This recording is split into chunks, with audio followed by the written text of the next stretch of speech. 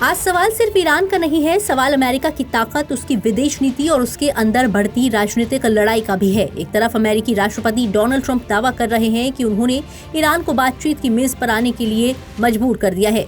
दूसरी तरफ अमेरिका की सीनेट ने ऐसा कदम उठाया है जिसने ट्रंप की पूरी रणनीति पर सवाल खड़े कर दिए हैं। सोचिए, जब कोई देश अपने सबसे बड़े विरोधी के साथ बातचीत कर रहा हो और उसी समय उसके अपने सांसद उसकी नीति पर भरोसा न जता रहे हो, तो दुनिया को क्या संदेश जाता होगा। यही वजह है कि ट्रंप खुलकर नाराज हैं। उनका कहना है कि जब ईरान अमेरिका की शर्तें मानने की स्थिति में था, तब सीनेट ने सैन्य कार्रवाई पर रोक लगाने वाला प्रस्ताव पास करके उनकी स्थिति कमजोर कर दी।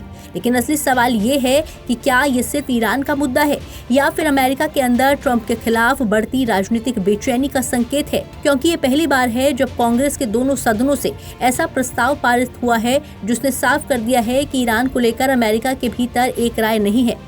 अब जरा इस वोटिंग को समझिए। सीनेट में प्रस्ताव 50-48 से पारित हुआ और सबसे बड़ी बात ये रही कि ट्रंप की अपनी रिपब्लिकन पार्टी के 4 सांसदों ने डेमोक्रेट्स का साथ दिया।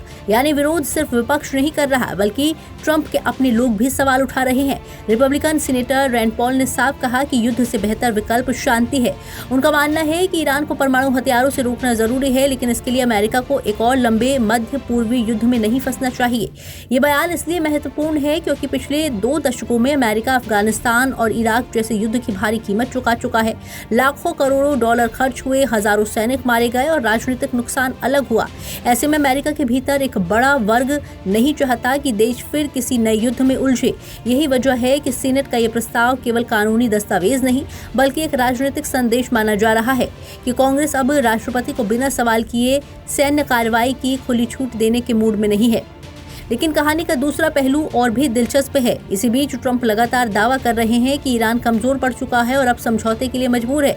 ट्रंप का कहना है कि अगर ईरान अंतर्राष्ट्रीय परमाणु ऊर्जा एजेंसी यानी IAEA को अपने परमाणु कार्यक्रम की जांच की अनुमति नहीं देता, तो अमेरिका बातचीत रद्द कर सकता है। ट्रंप ये भी दावा कर रहे हैं कि ईरान ने निजी तौर पर निरीक्षण के लिए सहमति दे दी है। हालांकि तेहरान ने पहले भी ऐसे दावों को गलत बताया है। यहाँ सबसे बड़ा सवाल ये है कि आखिर सच कौन बोल रहा है।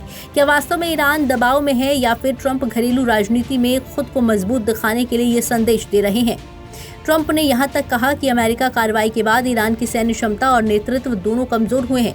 वहीं उन्होंने हॉर्मुज जलडमरू मध्य से गुजरने वाले रिकॉर्ड तेल का जिक्र करके ये दिखाने की कोशिश की कि वैश्विक ऊर्जा आपूर्ति पर कोई बड़ा खतरा नहीं है। लेकिन विशेषज्ञों का मानना है कि यदि बातचीत टूटती है तो मध्य पूर्व में तनाव फिर बढ़ सकता है और इसका असर सीधे तेल की कीमतों तथा वैश्विक अर्थव्यवस्था पर पड़ेगा। अब सबसे महत्वपूर्ण सवाल, इस पूरे घटनाक्रम का राजनीतिक असर क्या होगा।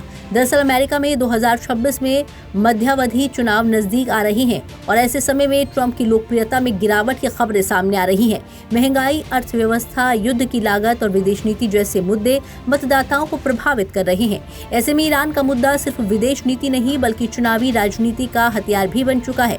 अगर ट्रंप ईरान के साथ कोई समझौता कर लेते हैं तो वो इसे अपनी बड़ी कूटनीतिक जीत बताएंगे, लेकिन अगर बातचीत विफल होती है और तनाव बढ़ता है तो विपक्ष उन पर अमेरिका को एक और संघर्ष की ओर धकेलने का आरोप लगाएगा। सबसे बड़ी बात यह है कि दुनिया आज ये देख रही है कि क्या अमेरिका वास्तव में एकजुट है या फिर उसकी विदेश नीति भी घरेलू राजनीति के खींचतान का शिकार हो चुकी है। क्योंकि जब किसी महाशक्ति के भीतर ही मतभेद खुलकर सामने आने लगे तो उसके विरोधी देशों का मनोबल बढ़ता है और सहयोगियों का भरोसा कमजोर होता है। इसलिए असली लड़ाई सिर्फ वॉशिंगटन और तेहरान के बीच नहीं है, बल्कि ट्रंप और अमेरिका राजनीतिक व्यवस्था के बीच भी है और यही इस पूरे घटनाक्रम का सबसे बड़ा संदेश है। ब्यूरो रिपोर्ट, जी मीडिया।